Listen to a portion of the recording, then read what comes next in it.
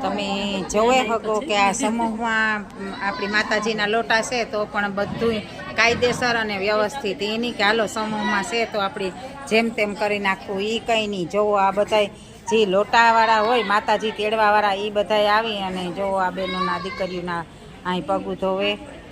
આપણી વ્યવસ્થિત માતાજીને જે કાર્ય થતું હોય ને એ જ આ બેનું બધું કરે. તમે જોવે બધું વ્યવસ્થિત જેનું કાર્ય હોય એને જ કરવા દેવાનું. જેટલા લોટા હોય એ પ્રમાણે દીકરીઓના પગ ધોવે લે. એક લોટે હાથ દીકરીઓ. જો આ બાજુ પણ બેનું ધોવે પગ.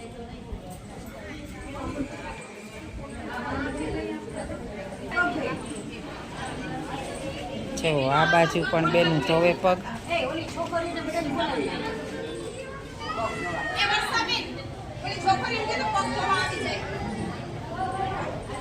આ રીતના વ્યવસ્થિત અને મસ્ત મજાનું આયોજન છે બહેનોનું.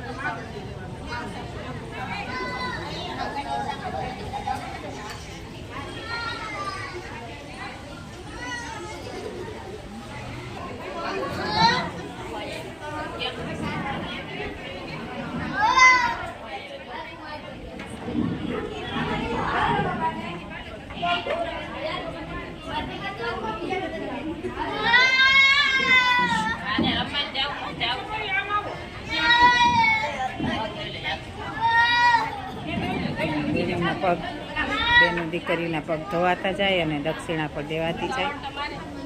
પછી ખાલી પ્રસાદી જ લેવાની રહે.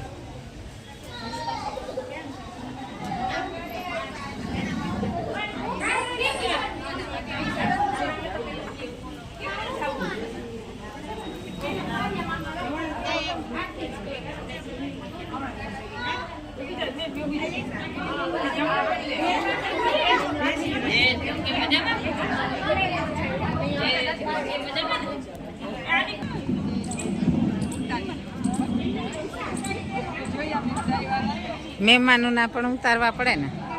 જો આ એક જ ડ્રેસમાં છે એ બધી મહિલા મંડળની બહેનો છે. બધાની ખબર પડે કે આ એક જ ડ્રેસમાં છે એ બધી મહિલા મંડળની બહેનો અને કાર્યકર્તા છે અહીંની.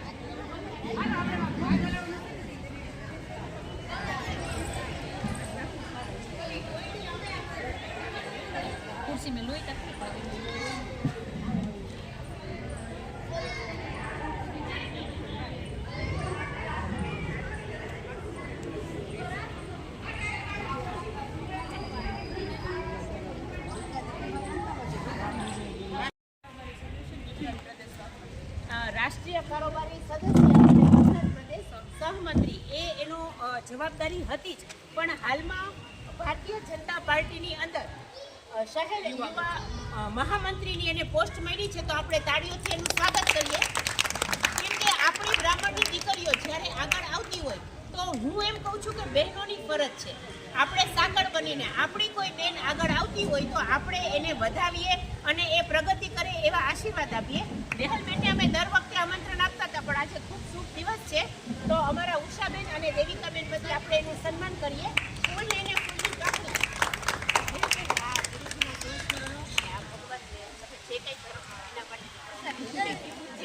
એટલે ભગવાનની ગિફ્ટ છે બરાબર. તો પછી અમે તમારું સન્માન કરીએ છીએ અને બસ જવાબદારીઓની વાત કરીએ. જવાબદારીમાં તો 8-10 વર્ષથી ભારત માતાનું કામ કરું છું અને બેને પણ હું એકઈ જોડી દઈશ કે મેં મારું આખું જીવન ભારત માતા માટે સમર્પિત કરી દીધું છે. એમ કે જ્યાં સુધી મારા છેલ્લા શ્વાસ હશે ત્યાં સુધી ઘરની કોઈ મોહમાયા પરિવાર કે એવું કાંઈ નહીં. સૌથી પહેલાં રાષ્ટ્ર પરિવાર, મારી માતા પહેલાં ભારત માતા, અને એના માટે થઈને જ કામ કરીશ. એટલે બધી મોહમાયા પરિવાર એવું નથી કે પરિવારને છોડી દેવો, પણ તમે જ્યારે, હું તો એવું માનું છું કે પરિવારમાં 3 બાળકો હોય ને તો એક તો ભારત માતાને આપવું જ જોઈએ. એટલે અમે 3 ભાઈ બહેનો છે. મારા પપ્પાએ જમાઈનું સુખય ભોગવી લીધું, દીકરોય પરણાવી લીધો, એટલે સસરાય બની ગયા. તો મેં એવું કીધું કે તમારે તો દરેક સુખ મળી ગયું છે પરિવારને. એટલે અમારા રાષ્ટ્રીય સ્વયંસેવક સંઘમાંથી પણ એવું કહે છે કે જો આપણા 3 બાળકો હોય ને તો એક અત્યારની જે સ્થિતિ છે ને એ પ્રમાણે આપણે ભારત માતાના દેશ માટે આપવું જોઈએ. તો આપણે સનાતન ધર્મને આપણે અત્યારે સરળતાથી અહીંયા રાંદલ માતાજીના લોટા તેડી શકીએ છીએ, ભારત માતાની જઈને જય શ્રી રામ બોલી શકીએ છીએ. એ હજી આવનારા સમયમાં બચાવવું હશે ને તો દરેક એક બાળકો આવા ભારત દેશને આપવા પડશે. બાકી તમે બાંગ્લાદેશમાં સ્થિતિ જોતા હશો કે આપણા લોકોને જીવતા સળગાવી દે, કપડાં કાઢીને આપણી દીકરીઓને જીવતી સળગાવી દે. તો એવી સ્થિતિમાંથી ન આવવું હોય તો આવી રીતે આપણે કોઈને કોઈ માધ્યમથી, એવું નહીં કે ભારતીય જનતા પાર્ટીમાં કે એબીવીપીમાં કામ કરીએ, આપણી જે માતાઓ છે એ ખૂબ સારું જ કામ કરે છે. સેવાનું કોઈ પણ માધ્યમ હોય છેલ્લે તો એ દેશ માટે જ થાય છે. એટલે હું આ લોકોનો ખાસ આભાર માનું છું, કેમ કે હું તો હજી બહુ નાની છું, મારે તો હજી ઘણું બધું શીખવાનું છે. અને મારે તો એવી કોઈ પરોજણ નથી પરિવારની કે બાળકો કે એવું બધું, પણ આ લોકો તો એમના ઘર સંસારના આટલા કામોમાંથી સમય કાઢી અને આવડી ઉંમરે, પણ ઘણા ઉંમરે બહુ મોટી છે કે એ લોકો આટલું કામ કરતા હોય સમાજ માટે. તો આપણી ખાલી ઉપસ્થિતિ બહુ મહત્વની છે. કદાચ આપણે પૈસાથી કાંઈ ન આપી શકીએ, પણ સૌથી મોટું દાન છે ને એ સમયનું છે. એટલે આ લોકો એમનો ખૂબ સારો સમય સમાજને આપે છે. તો આનાથી પણ ડબલ ને ત્રબલની સંખ્યામાં આપણો સમાજ ભેગો થાય એના માટે આપણે બધાએ પણ થોડાક પ્રયાસો કરીએ. આપણા ઘણા લોકો સારા સારા સ્થાનો પર છે, તો એ લોકોની સાથે સંપર્ક રાખીને આપણા સમાજની પ્રગતિ કેમ થાય એના માટે આપણે બધા એમને પણ થોડું ધ્યાન દોરીએ અને આ લોકોને બને એટલું પ્રોત્સાહન વધારે આપતા રહીએ કે જેથી આવનારા સમયમાં 50માંથી 500 બહેનોનું આપણું ગ્રુપ થાય.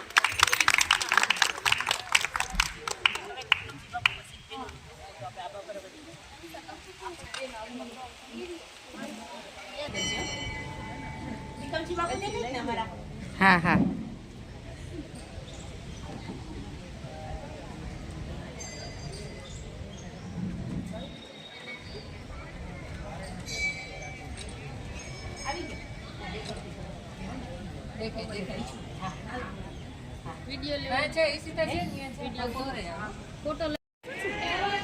સનાતન સંતવાણી.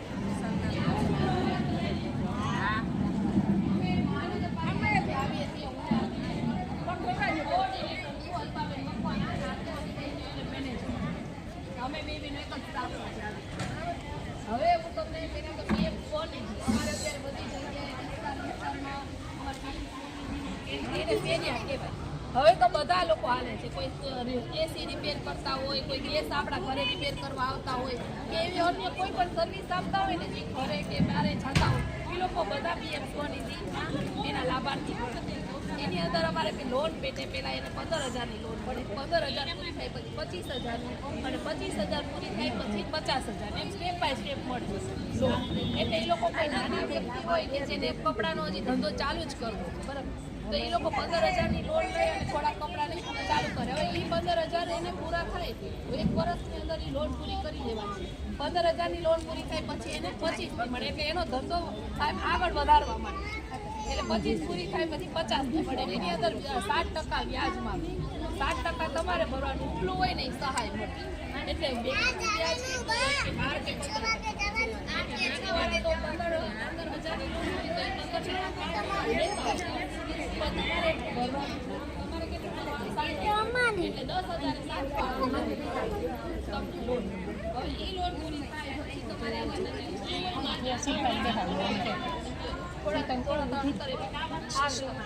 એટલે તમારે એ માફી થઈ જશે વર્ષ. અને 50,000ની લોન તમે પૂરી કરો 50,000ની લોન તમે પૂરી કરો પછી ક્રેડિટ કાર્ડ અને એ પણ આ નાના ફેરિયાઓ અત્યારે મોટી નોકરી કરતા રેગ્યુલર પગાર સાથે એને અત્યારે સિવિલ હોય ને પછી ક્રેડિટ કાર્ડ મળતું. પણ હવે સરકારે શું થયું કે નાનામાં નાનો વ્યક્તિ છે એ લોકોને પણ ક્રેડિટ કાર્ડ મળે. ક્રેડિટ કાર્ડ મળે ને એ લોકોને કેવી રીતના કે એને પેલા 10,000 સુધીની લિમિટ મળે. 10,000 એને 1 મહિનાની અંદર પૂરા કરી દે. 10,000 પૂરા થાય પછી એને 20,000, 20,000 પૂરા થાય પછી 30,000, 30,000 સુધીનું 50 જે રેગ્યુલર પૂરી કરી દેશે ને પછી 30,000 સુધીનું એને ક્રેડિટ કાર્ડ મળશે. એટલે આ થઈ પીએમ સ્વનિધિ યોજના. આપણે હાલત ને વિસ્તારમાં એના માટે પીએમ સ્વનિધિ. હવે અમારે મંડળ હોય, સખી મંડળ બનાવવાનું હોય, સ્વસહાય જૂથ. એ 10 બહેનોનું એક મંડળ બનાવવાનું. એમાં એક બેને 100 રૂપિયાની બચત, એવી 10 બહેનોએ 1,000 રૂપિયાની બચત કરવાની હોય. મંડળના નામે ખાતું ખોલવું. એમાં પ્રમુખ મંત્રી હોય, 3 બહેનો હોય, એ લોકો રેટિંગ બેંક મારે લેવડ દેવા પડે. 1,000 રૂપિયા ઉપાડવો હોય તમારે કોઈને જરૂર 1,000 5,000 ઉપાડવું તો રોજે એક હારે જઈ શકે નહીં. એટલે 3 બહેનો, 3ની કોઈ પણ બેની સૈનિક શું કરે કે ખાતું ઉપાડી કોઈને જરૂર હોય કે કોઈને છોકરાઓને ફી ભરવી હોય કે ઘરમાં કાંઈ પણ માંગતી આવી હોય તો એને મંડળમાંથી એને ઉપાડવા હોય ને તો એ લોકો કોઈ પણ બેની સૈનિક ઉપાડે. બરાબર. અને એ 1,000 રૂપિયાની બદલે 6 મહિના થાય ને એટલે પછી એ લોકોને 6 મહિના એટલે 10,000 રિવોલ્વિંગ ફંડ એટલું મળે. 10,000 રિવોલ્વિંગ ફંડ એટલે ફરતું ભંડોળ. એ કોઈ એવું નથી કે તમે એની અંદરથી ઉપાડીને તમે સોલ્જરી કરીને મંડળ બંધ કરી દો, એવું ના. ફરતું ભંડોળ એ સરકારથી તમે 6 મહિના સુધી 1,000 રૂપિયા ભર્યો. એક બેને 100 રૂપિયા, 10 બહેનોએ 1,000 ભર્યા પછી 6 મહિનાના થયા 6,000. તો 6,000માં કોઈનું એક લેવડ દેવ કોઈની જરૂર હોય તો 5,000માં શું કામ લાગે? ત્યાં 2 બેન હોય તો 6,000 માટે જેનું લેવલ ઊંચું લાવવા માટે સરકારે રિવોલ્વિંગ ફંડ 10,000 એ તમે અંદર વાપરી શકો, વ્યાજે ફેરવી શકો. પણ એમ નહીં કે આવ્યા તો 10,000 તો 1,000 લઈને પાછા આપી દેશો. અને એમ નહીં કે 6 મહિના કે 1 વર્ષ કે 2 મહિના 2 વર્ષ સવાઈ રાખ્યું 2 વર્ષ ત્યાં મંડળ કરી દે. બંધ નથી કરવાનું એટલે તમે એમ કે અંદર કોઈ બહેનોને નીકળવું હોય, કાંઈ પ્રશ્ન થતા હોય તો તમે ચેન્જ કરી શકો. બહેનોને સભ્ય પણ બદલાવી શકો અને પ્રમુખ મંત્રી હોય એને પણ તમે બદલાવી શકો. પણ એવું નહીં કે હાવ મંડળ આખું બધું જ કરી દો. કાંઈ પ્રશ્ન હોય તો અમને ગમે ત્યારે ફોન કરવાનો, અમે આવીને તમારી મિટિંગ લઈ જઈએ, તમને સમજાવી દઈએ કે તમારા અંદરો જે પ્રશ્ન હોય સોલ્વ કરો. નગરપાલિકાની ઓફિસે આપણે જઈએ ને તો આપણું કંઈ પણ કામકાજ હશે તો થઈ જાય. અથવા આપણા જે વેદ માતાના બહેનો છે, તમે જેના થ્રુ આવ્યા હોય કે ભાઈ ગીતાબેન થ્રુ લોટા આવ્યા છે, કીર્તિબેન થ્રુ આવ્યા છે કે નિમિષાબેન થ્રુ આવ્યા છે, તો તમે કહેશો ને તો અમે તમારું કામ કરી દઈશું. પણ આ બધા કેટલા બધા ફાયદાઓ છે તો આપણને ખબર હોય તો આપણે લાભ લઈ શકીએ. કેવું છે તમારે બેને જે વાત કરી ને કે તમને ફેરિયાની લોન માટેની, તેમાં આપણે વસ્તુ એક એવી ઉમેરી છે કે તમારા આમાંથી ઘણા બધા બહેનો એવા છે કે ઘરે કાંઈ પણ નાની નાની વસ્તુ બનાવીને વેચતા હોય તો એ પણ આ લોન લઈ શકે છે. એવું નથી કે ખાલી તમે ઘરે કેટલા હમણાં લોન પહેલી લોન 15,000, પહેલી લોન 15,000, પછી 15ની વ્યવસ્થિત તમે કરો, એક પણ હપ્તો તો 25ની મળશે, 25નો એક પણ હપ્તો નહીં ચૂકો તો 50ની મળશે. અમારો ક્રેડિટ સ્કોર તો એ ક્રેડિટ કાર્ડ તમે 5 વર્ષ સુધી વાપરવાનું અને આમ તમે કોઈ પણ ક્રેડિટ કાર્ડ ચાર્જ લાગે. આ ક્રેડિટ કાર્ડ એવું છે કે કોઈ પણ ચાર્જ નથી.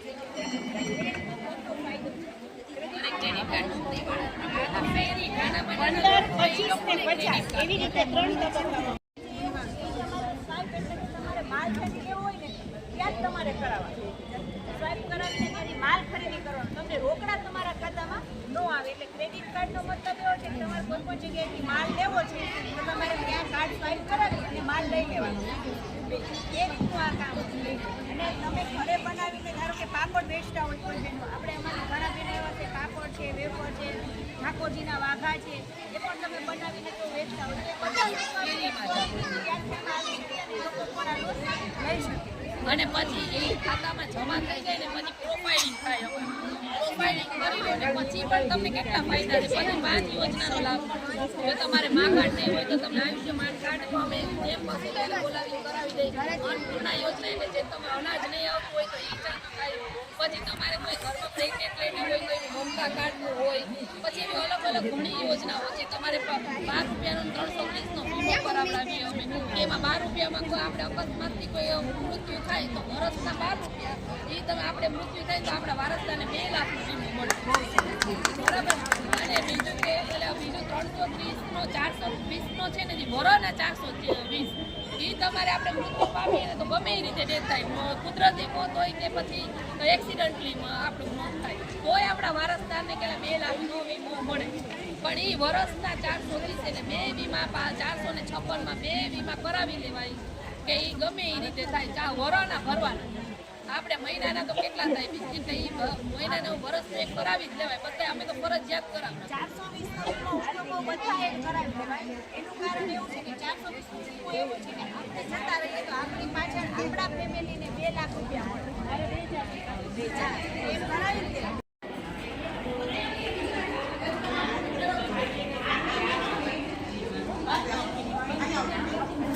જો આ બેનું છે એ મંડળની જ છે, બધી પીરસે એકદમ બધી કાર્યરત છે.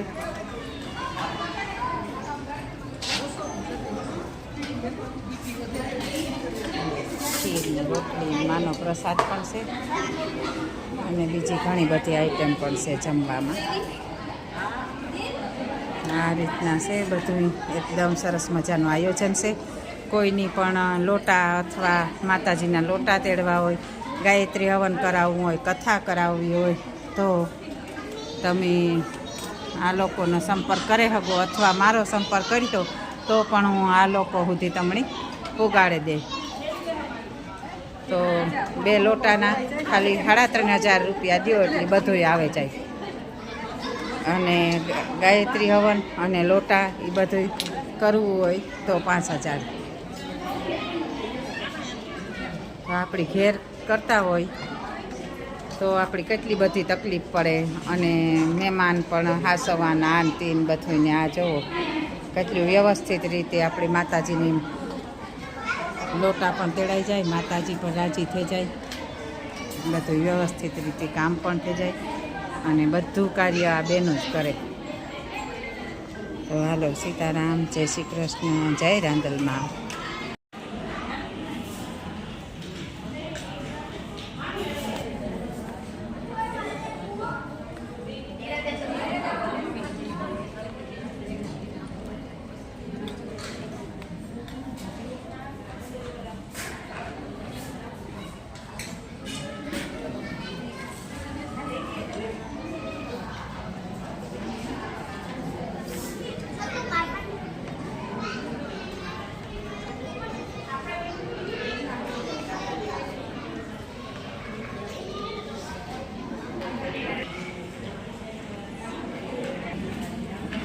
હાલો, આપણી પર પ્રસાદ લઈ લઈએ.